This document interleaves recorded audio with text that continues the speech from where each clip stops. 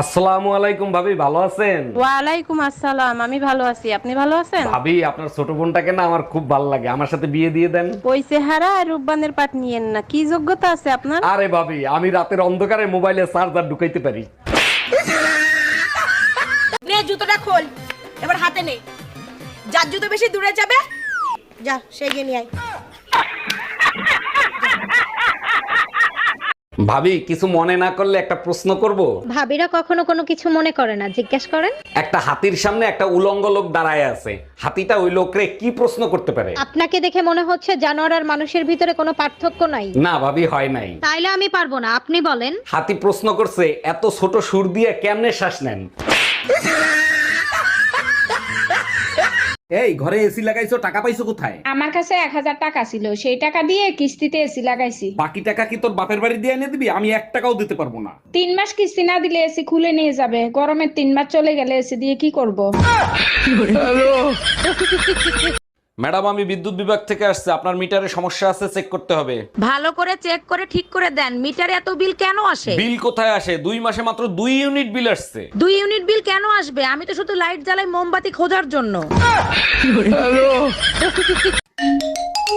Hello, জানো baby, তোমার জন্য একটা সুসংবাদ আছে, শুনলে খুশিতে পাগল হয়ে যাবা। তোমারে বিয়ে করে আধা পাগল হয়ে বিদেশ পড়ে আছি, এখন কি ফুল পাগল বানাইতে চাও? আরে শোনো না, আমি না প্রেগনেন্ট, তুমি না বাবা হতে চলেছো। এইটা কেমনে সম্ভব? 2 বছর ধরে আমি বিদেশ, তুমি প্রেগনেন্ট হইলে কি করে? তুমিই তো বলে গেছিলা কোনো কিছুর দরকার হলে পাশের বাড়ির ভাইরে দিয়ে করে নিতে। আসসালামু আলাইকুম আম্মাজান, আপনি যে আমারে বিয়েতে গাড়ি দিছিলেন, গাড়ি কি কিস্তিতে এনে দিছিলেন? ওয়ালাইকুম আসসালাম জামাই, গাড়ি কিস্তিতেই কিনে দিছিলাম। কেন, কোনো সমস্যা হইছে? সমস্যা হয়েছে মানে? আপনি তো কিস্তি দেন নাই, গাড়ি তো কোম্পানি ওয়ালারা নিয়ে গেছে, আপনি কিস্তি দেন নাই কেন? আরে জামাই, বিয়েতে তো গাড়ি দেওয়ার কথা ছিল, কিস্তি দেওয়ার কথা তো ছিল না।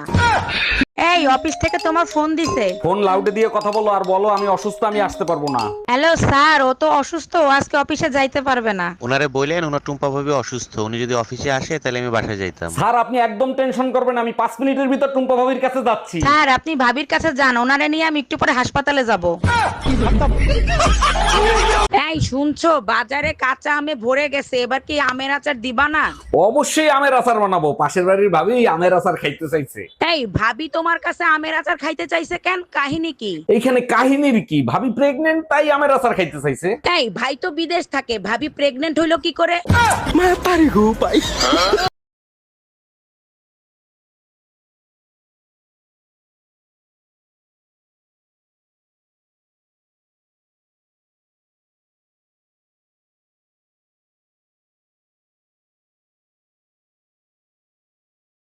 আচ্ছা শোনো, আমি সিদ্ধান্ত নিছি আমার চোখ দুইটা দেখাবো। প্রতিদিন তো আমারই চোখ দেখাও, তাতে তোমার মন ভরে না, আবার কারে চোখ দেখাবা? ফাও কথা বইলো না, পাশের বাড়ির ভাই নাকি চোখের ডাক্তার, তারই দেখাবো।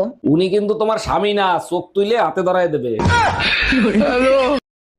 এদিকে পৃথিবী সব সময় ঘুরছে, তা পৃথিবীর শ্বশুর ঘরের লোক কিছু বলে না। আর আমি সপ্তাহে একদিন ঘুরতে চলে যাই, মহাভারত হয়ে যাবে মহাভারত।